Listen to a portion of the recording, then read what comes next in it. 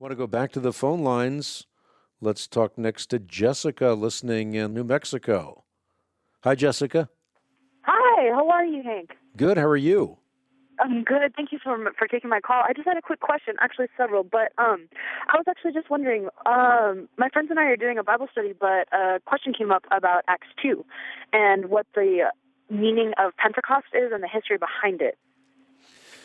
Yeah, well, Pentecost is the unusual, non-normative act of restoring something that had been lost. At Babel, there was a confusion of tongues. At Pentecost, God spoke in miraculous way, in such a way that the gospel could go out to the nations once again.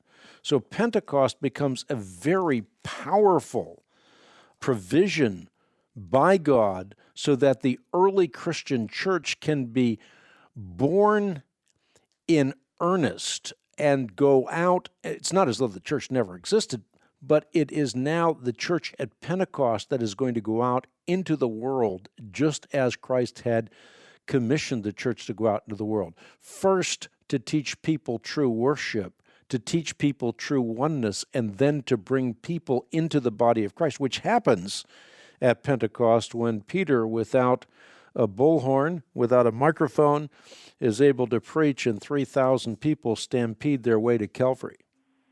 Right. Awesome. Is it all right if I ask another question? Yeah. I was actually just wondering, what are the basic differences between Christianity, Catholicism, and Jehovah's Witness? We have a lot here, and they always come to campus and down to MSU, and then they ask us questions. So I was just wondering about that.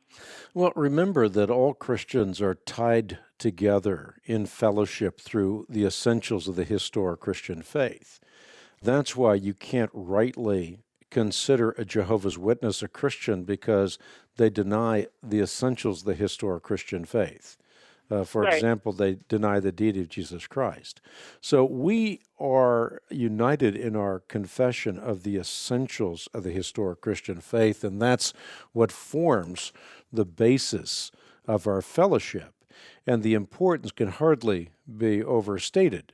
This is the line of demarcation between the kingdom of Christ and the kingdom of the cults, and essential Christian doctrine is also the North Star by which the course of Christianity is set. It's the everlasting reference point which guides the church through doctrinal storms that seek to sink it. And it is the very foundation on which the gospel itself rests, from Christ's deity to the eschatological certainty that he will appear again a second time to judge the living and the dead. So essential Christian doctrine is foundational to the gospel. So all that adhere to the essentials of the historic Christian faith can rightly be called Christian. Those who deny the historic Christian faith, and by the way, there are Catholics that do that. Not all Catholics do, but there are Catholics that deny some essentials. There are Presbyterians that deny some essentials. There are Episcopalians that deny some essentials. In fact, you can find in mainline Protestant churches today the complete eradication of the miraculous.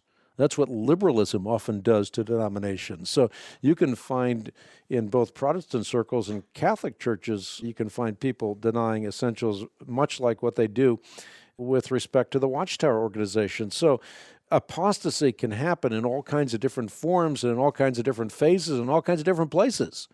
But we hold in common with Rome the great ancient ecumenical creeds like the Apostles' Creed, the Nicene Creed, the Athanasian Creed, and so forth. Right. Oh, okay, great. Well, thank you so much for taking my call. I'm really excited I got to talk to you. God bless your ministry. Thanks. God bless you as well. Thank you so much for those wonderful, warm words.